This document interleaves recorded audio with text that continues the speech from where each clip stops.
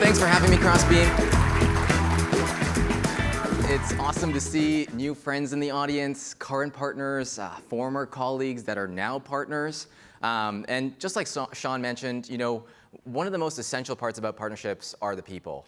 And I look back to when I first started in partnerships, and there really weren't events or good networks like this that you could learn from. And I just remember back to how hard it was when I first joined my first partnership role, and there had so much emphasis around giving the company a quick return, while at the same time getting all these different cross-functional teams on board that it needed to execute on a strategy.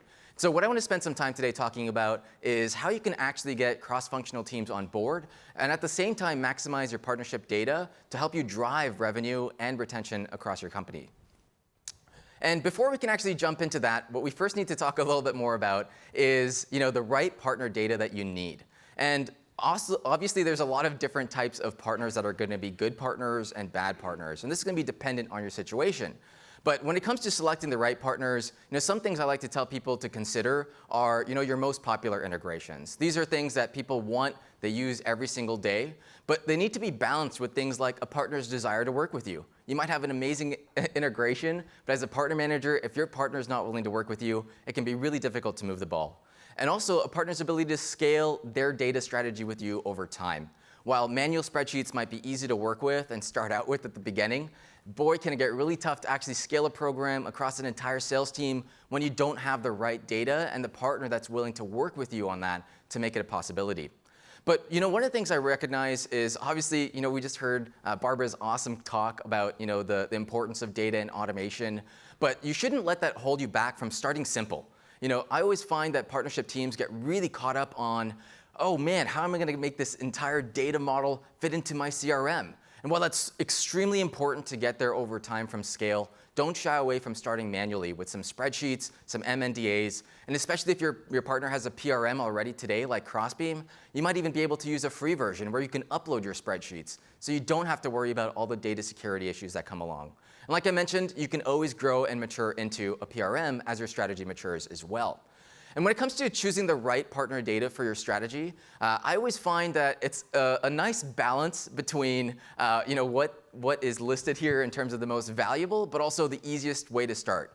Now, if you're going to do some manual work, you're going to want to have data that's actually valuable at the end of the quarter if you're doing account mapping at the beginning of the quarter. Now, find mutual customers and your target accounts alongside your partner's customers can be really good data to start with. Helps you level set the partnership, helps you figure out who you should actually be using tools like Crossbeam with, but at the same time, that data is still valuable when 3 or 4 weeks have gone by.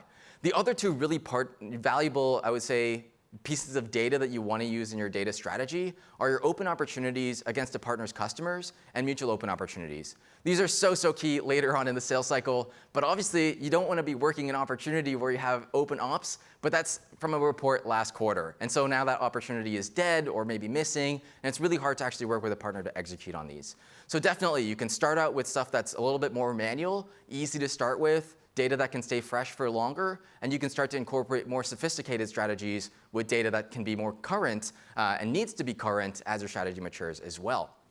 But one of the quickest ways to drive value for an organization, especially for the sales and marketing team, is to get a little bit more involved and help them out in a way that's light lift. And if you look at some of the challenges we face today, there's a huge growth in the MarTech landscape. Our customers have more advanced tech stacks and integrated systems now than ever before. But that presents a little bit of a different challenge. I think we've all seen this MarTech landscape expand over the years. But the problem now is that your value proposition looks really similar to another company that has a similar value proposition as you. But for a SalesLoft customer or a Salesforce customer, you might be a better fit than somebody who is a Microsoft Dynamics or Outreach customer. So how do you make sure that your value proposition as it relates to their tech stack actually grows alongside their tech stack when it does? And at the same time, we struggle with this traditional ICP that's quite outdated, right? Our tech stacks have become more complex, and our strategies have become more advanced. But these personas are really more focused now on the pains of one's job function. We've done a really good job of identifying, ABM Adam or Demand Gen Dave's KPIs and what their business priorities are. But what we really leave out now is, their technologies that actually help them accomplish these business goals and strategies, and who might be a good fit for us, depending on which technologies they actually have in their portfolio today. And one of the things I always recommend, and the quickest way to really deliver value to sales and marketing, is to get them bought into partnerships by giving them ultimately like how they can be much better by incorporating some of this messaging. And that's what I kind of like to call an EICP or an ecosystem ICP, and that expands with your tech stack as the prospect's tech stack expands as well. And one of the easiest ways to start to develop something like this is to work with your CS team. Determine which integrations are integral to customers adopting your solution and which ones the customers ask for the most when they are a customer of yours. I also find working with the sales team can be phenomenal. They often hear about integration requirements all throughout their sales cycle and journey, and sometimes they've already done a lot of the hard work in terms of coming up with good talk tracks. Why a certain integration is really valuable today, how it can help their business, but it's primarily reactive. It's normally when a client gets into a conversation and says, hey, do you integrate with Marketo, by the way?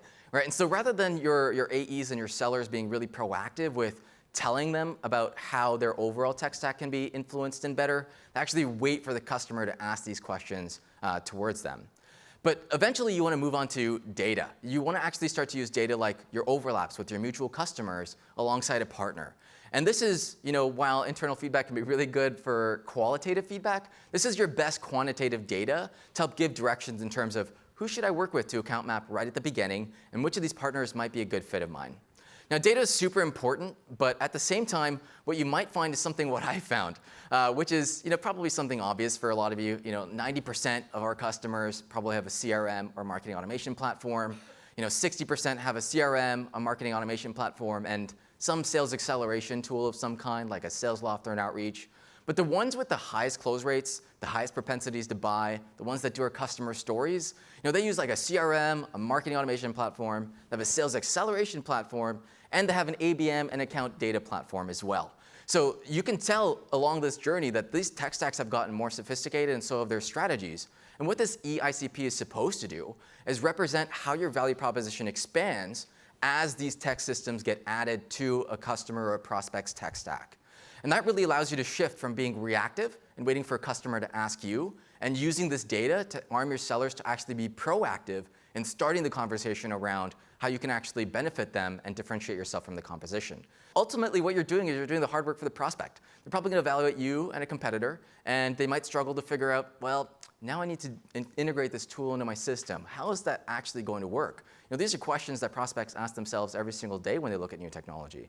So by doing this hard work for them and enabling your sales teams with the messaging and incorporating this data into your target accounts and your ABM list, essentially, you can actually narrow in and actually help them come up with a lot better messaging, especially when it comes to outbound. We heard earlier today about how outbound is definitely leveling out. It can be a bit of a struggle to stand out from the audience, and ultimately you can use your partner advantage to help you continue to keep your advantage in the marketplace. And here's an example of how we did that at Vidyard when I was there. We started out with purely being essentially persona-based in our pitch, and over time, by understanding which customers of ours and which prospects were actually using certain technologies, we were able to narrow in on a use case and talk to how specific companies with specific tech stacks struggled when they were actually trying to implement a new tool. And we were even able to share customers that looked just like them with the exact same tech stacks and how we were able to benefit their solution, rather than hoping that ABM Dan was able to figure out how to do all this on his own while we were prospecting. And the result of this ultimately was helping the sales team actually improve their pipeline by a huge amount. We ultimately 14x the amount of pipeline by shifting from this persona-based selling tactic to moving more towards a solution-based tactic where we did the hard work for the prospects to help them understand how we fit in.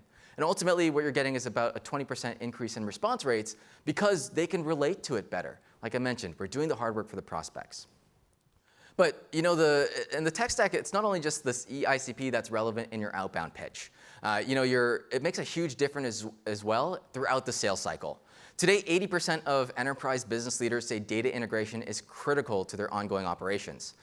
Tech stack integration isn't just something that's nice to have or a competitive differentiator between you and a competitor, but it's actually a requirement for business leaders when they evaluate new technologies. So by hoping that they ask the right questions and then bring that into their buying group, you're actually leaving a lot on the table in terms of what actually can be done and how you can close that deal. And when we look at what slows down customers, data from CEB highlights that decision makers struggle to gather meaningful and important information from a vendor early in the sales cycle. They struggle to get other teams on board, especially ones that use other complementary tech stacks. Think about sales teams that roll up into marketing teams, for example. And then at the end, there's just way too many options because vendors didn't make it easy for them to understand why data integration was so critical early enough that there's so many options left on the table that they still need to vet. And it becomes a hard selling strategy for that champion to take to a buying group. And so ultimately what we really need to do is a better job of proactively educating our customers to help them understand how we not only solve the main business challenge that a champion might have come in for, but also how that solution ultimately fits in the overall context of the tech stack that champion then needs to go and sell internally to a buying group. And even if those technologies are adjacent to the champions that actually own the technologies, those technologies are still important as part of an overall evaluation. And so what's the fastest way to do that? I always find that you should help your sellers help their champions. So take this EICP and put data in the hands of your sellers to talk about it with every inbound lead that comes in that is especially a critical partner of yours. So here's an example of a Crossbeam overlay in Salesforce. You can see that we actually had an inbound come in. The AE can go through. They can see all the different technologies that prospect currently uses today. And it actually tells a big story, not just about the fact that they've purchased technology and will likely purchase technology in the future, but also the types of strategies that they're running. They're looking at intent data. They're trying to do ABM platforms. They have sales acceleration. They are using video selling. And so all of these things lay into a whole strategy that your solution needs to help rather than take away from when you implement a new technology. And so one of the ways to take this to the next level is actually connecting with a partner. And you can do this whether it's a partner's existing customer or they might even be working an open opportunity just like yourself. And there's a lot of information you can gain from a partner, especially if they're an existing customer. Information like, why did they evaluate your solution? What are the business challenges they were hoping to solve when they looked at your solution? And how did they actually go about buying?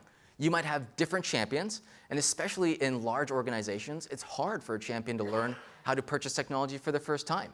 So if you can learn from a partner how that happened already at an organization and you can educate your champion, you can really make a big difference in helping them actually buy technology that they've never bought before. But at the same time, if they have open opportunities, you should work them together. It's really interesting that a lot of times, companies will go through a big shift, especially after something like a pandemic. And they'll go and try to do big digital transformation projects. And they'll look at a bunch of different vendors, a bunch of different technologies. And we all work in our own silos. I'm trying to sell you based off of what I can do. This partner is trying to sell you based off of what they can do. But we don't spend enough time coming together to actually pitch a holistic solution to the client. And so what I was actually experiencing last week was at a SalesLoft Partner Day event, and they're talking a little bit more about how they had an opportunity just like this. They had a company that was evaluating their entire tech stack. They wanted to rip and replace everything and start from scratch for solutions that all integrated with each other. So rather than SalesLoft and their two partners taking on these opportunities separately, they actually made sure to talk about their strengths in every single demo. So that when you went into a demo with SalesLoft and you went into a demo with two other different partners, you saw all the other technologies that they were evaluating and how it fit into the overall grand scheme of your technology. That made a huge difference. They ultimately all won the opportunity together because it's an integrated system and an integrated sales process. And what you can start to see when you start to take really strategic plays like this throughout a sales cycle is you can actually accelerate your sales cycles by a significant amount. What you're doing is you're making the friction in the sales process and the evaluation process a lot shorter and a lot easier for our decision makers. So you're going to get faster deal cycles and you're going to get increased close rates because you're winning together rather than hoping that they do all the hard work in their head, piece out all these similar solutions that might have better or worse integrations. We don't know who's lying, who's actually showing the real truth. And so by doing this together, you can actually win a lot more opportunities. But one of the largest ways that we don't really talk about too much that you can actually contribute to an organization quickly is through your CS organization. And believe me, there's a lot of challenges there. I looked at a study by Vendor, and what they did was they actually analyzed 10 years of purchase history for over 1,000 companies to help highlight some big trends. Companies are already starting to recognize that not only is it important to bring in new technologies that have to fit into their new tech stack, but they have tons of duplication in their tech stack. And they have to actually rip and replace these technologies to continue to make sure that their tech stack works for them in the future. And you look at that, and there's about a 58% 2-year app turnover rate. That's huge. That means about every 2 years, companies are ripping out 60% of their technologies to find something that works better and is more compatible. And so while companies are struggling to determine which technologies to replace with compatible replacements, as partner teams, we rarely look post-sales cycle to determine whether our tools are integrated.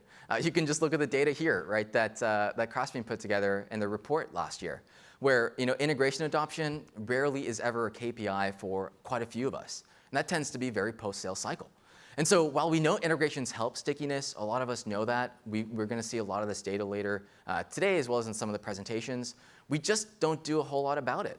And so it's a really interesting phenomenon that we're pushed to bring a new pipeline where cost of acquisition is at its absolute highest, but we're not spending time with CS organizations to help ensure that we improve net retention and growth where cost of revenue is the lowest. And especially if you're a VC-backed SaaS company, that's what companies care about the most when they're valuing you as a company.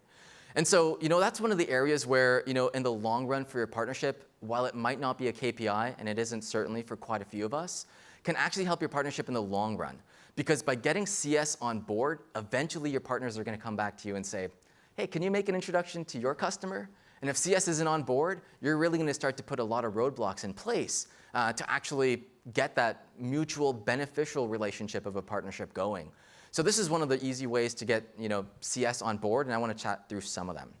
And so firstly, of course, tracking integration adoption is super important. Some of you might be able to do this in product and CRMs, but by overlapping your mutual customers with a partner, you can have some pretty certain data as to which partners are actually influencing customers and where that mutual overlap exists.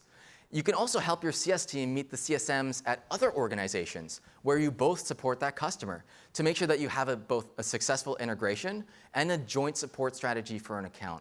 I used to work at Vidyard, where we often used to work with SalesLoft CSMs, and it would happen all the time where one of us wouldn't get adoption and the other would. And so as a result, by sharing information, we were able to share champions and decision makers to get in front of it. And this has a couple of really big impacts when you start to make CSMs work together. First off, it's a really easy ask to get in front of a CS organization. If you're trying to get into their customer base, it's really difficult to go to them, and I'm sure quite a few in the room have tried to go and say, let me run an enablement session for all your CSMs. So, CSM orgs do not have time to do that for you, and for every single one of their 137 different partners. So by working together on existing customers, you're rarely going to get a no, and you're going to get that visibility and education with the CS org, which is super important. But at the same time, it actually helps get most of the teams, including your own CS team, on board as well, because you're helping them. And so we actually had this at Vidyard where one of our enterprise CSMs didn't see the value in partnerships. And their influence on the team, being one of the more senior CSMs, meant no CSM was really willing to get on a call with a partner of ours. And that became a stopgap in our relationship. We weren't able to reciprocate, make introductions to our customer bases. And as a result, this became a pretty large roadblock. And that CSM, unfortunately, inherited an account that was struggling with adoption. In order for our solution as an integrated tool into another solution to be adopted, meant that SalesLoft platform that wasn't being adopted meant we weren't going to be adopted either. But our CSMs really aren't equipped to teach our customers about how to use other technologies in their portfolio. It's a big ask to ask for a lot of these CS organizations. And so what we were able to do was actually work with our SalesLoft CSM, and rather us throwing ideas and then SalesLoft throwing ideas at them, another partner throwing ideas, we were able to work together to actually come up with a strategy, all get on a call and put that in front of the client so that it can actually execute and adopt a holistic solution. And we were able to actually drive adoption and growth within that account. And that CSM, who was previously a roadblock, ended up becoming a promoter because they could understand and actually buy into the value of partnerships in an organization. And so that's one of the really easy ways to actually get the CS org on board. But it's no surprise if you look at vendors' data, digital transformation has been really big amongst a lot of companies. And companies don't do these big projects alone. They tend to work with specialized agencies that have the skills your CS organization doesn't. SmartAcre is a really good example of this. They actually do implementations for Vidyard, for SalesLoft, for HubSpot, Marketo, and they actually have the knowledge that an individual CSM at all 4 of these companies doesn't have.